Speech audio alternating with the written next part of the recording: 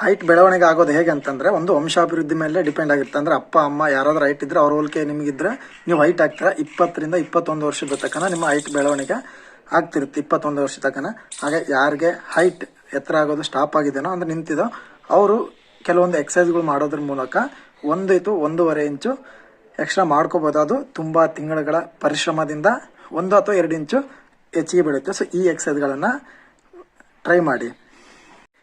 ಈ ಎಕ್ಸಸೈಸ್ ಅಥವಾ ಈ ರೀತಿ ಬಿಟ್ಟು ಇನ್ನು ಯಾವುದೇ ರೀತಿಯಿಂದ ಹೈಟ್ ಇನ್ಕ್ರೀಸ್ ಆಗಲ್ಲ. ಈ ಟ್ಯಾಬ್ಲೆಟ್ ಅಥವಾ ಇಂಜೆಕ್ಷನ್ ತಗೊಳೋದ್ರಿಂದ ಆಗಲ್ಲ. ಹಾಗೆ ರನ್ನಿಂಗ್ ಹೋಗೋದಕ್ಕಿಂತ ಮುಂಚೆ ಬೆಳಗ್ಗೆ ಹಸೆ ಮೊಟ್ಟೆ ಕುಡಿಯೋದ್ರಿಂದ ರನ್ನಿಂಗ್ ಹೈಟ್ ಆಗಲ್ಲ.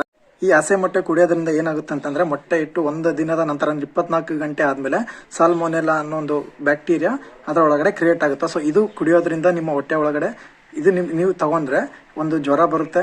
ಹಾಗೆ ನಿಮಗೆ ತಲೆನೋವು ಅನ್ನೋದು ಸ್ಟಾರ್ಟ್ ಆಗುತ್ತೆ. ವಾಮಿಟ್ ಆಗೋ ಸಾಧ್ಯತೆ ಇರುತ್ತೆ. ಹಾಗೆ ನಮ್ಮ ದೇಹ ಎಲೆಕ್ಟ್ರಿಕ್ ಅಲ್ಲ, ಹೆಂಗ್ ಬೇಕಂಗೆ ಹಿಗ್ಸೋಕೆ ಅದು ತಾನಾಗೆ ಬೆಳಿಬೇಕು. ಅದಕ್ಕೆ ಬೇಕಾದಂಥ ವರ್ಕೌಟ್ ಫುಡ್ ಇರಬೇಕಾಗುತ್ತೆ. ಇಂಥ ತಪ್ಪು ಮಾಹಿತಿಗಳನ್ನು ಅನುಸರಿಸಬೇಡಿ. ಹಾಗೆ ತಪ್ಪು ಮಾಹಿತಿಗಳನ್ನ ಕೊಡಬೇಡಿ. ಜೈ ಹಿಂದ್.